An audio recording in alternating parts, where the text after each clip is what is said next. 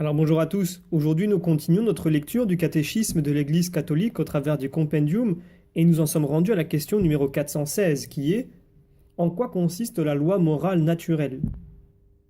Eh bien une première réponse brève pour commencer. La loi naturelle, inscrite par le Créateur dans le cœur de tout homme, consiste en une participation à la sagesse et à la bonté de Dieu. Elle exprime le sens moral originel qui permet à l'homme de discerner, par la raison, le bien et le mal. Elle est universelle et immuable, et elle pose les bases des devoirs et des droits fondamentaux de la personne, ainsi que de la communauté humaine et de la loi civile elle-même. Alors, pour étayer ces propos, prenons les paragraphes 1954 à 1960 du catéchisme, qui nous disent ceci. L'homme participe à la sagesse et à la bonté du Créateur qui lui confère la maîtrise de ses actes et la capacité de se gouverner en vue de la vérité et du bien. La loi naturelle exprime le sens moral originel qui permet à l'homme de discerner par la raison ce que sont le bien et le mal, la vérité et le mensonge. Léon XIII disait « La loi naturelle est écrite et gravée dans l'âme de tous et de chacun des hommes parce qu'elle est la raison humaine ordonnant de bien faire et interdisant de pécher.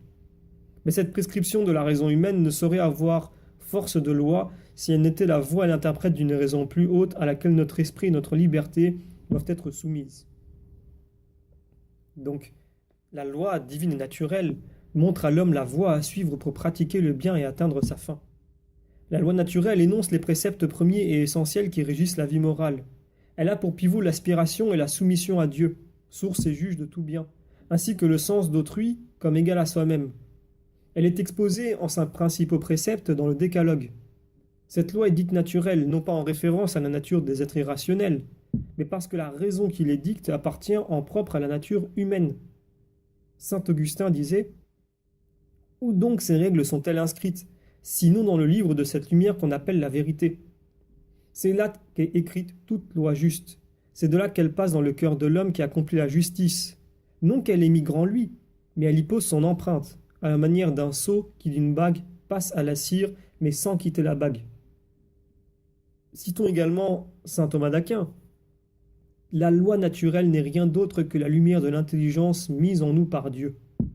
Par elle, nous connaissons ce qu'il faut faire et ce qu'il faut éviter. Cette lumière ou cette loi, Dieu l'a donnée à la création. Alors, présente dans le cœur de chaque homme et établie par la raison, la loi naturelle est universelle en ses préceptes et son autorité s'étend à tous les hommes. Elle exprime la dignité de la personne et détermine la base de ses droits et de ses devoirs fondamentaux. Citons maintenant Cicéron. Il existe certes une vraie loi, c'est la droite raison.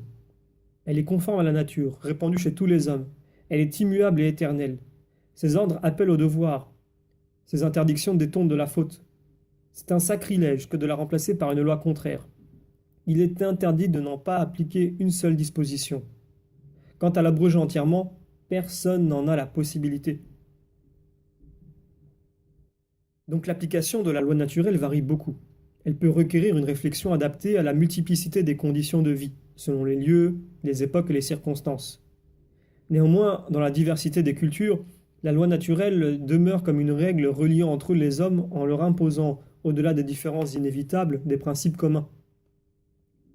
La loi naturelle est immuable et permanente à travers les variations de l'histoire. Elle subsiste sous le flux des idées et des mœurs et en soutient le progrès. Les règles qu'il exprime demeurent substantiellement valables. Même si l'on renie jusqu'à ses principes, on ne peut pas la détruire ni l'enlever du cœur de l'homme. Toujours, elle ressurgit dans la vie des individus et des sociétés. Saint Augustin disait « Le vol est assurément puni par la loi, par ta loi, Seigneur, et par la loi qui est écrite dans le cœur de l'homme et que l'iniquité elle-même n'efface pas. » Œuvre très bonne du Créateur, la loi naturelle fournit les fondements solides sur lesquels l'homme peut construire l'édifice des règles morales qui guideront ses choix. Elle pose aussi la base morale indispensable pour l'édification de la communauté des hommes. Elle procure enfin la base nécessaire à la loi civile qui se rattache à elle, soit par une réflexion qui tire les conclusions de ses principes, soit par des additions de nature positive et juridique. Les préceptes de la loi naturelle ne sont pas perçus par tous d'une manière claire et immédiate. Dans la situation actuelle, la grâce et la révélation nous sont nécessaires à l'homme pécheur pour que les vérités religieuses et morales puissent être connues de tous et sans difficulté avec une ferme certitude et sans mélange d'erreur, disait Pie XII. La loi naturelle procure à la loi révélée et à la grâce une assise préparée par Dieu et accordée à l'œuvre de l'Esprit. Mais nous pouvons aussi terminer par la question numéro 417 qui se demande est-ce que cette loi est-elle accessible à tous? Eh bien voici une réponse. À cause du péché, la loi naturelle n'est pas toujours perçue par tous avec une clarté égale et immédiate. C'est pourquoi, nous dit saint Augustin, Dieu a écrit sur les tables de la loi ce que les hommes ne lisaient pas dans leur cœur.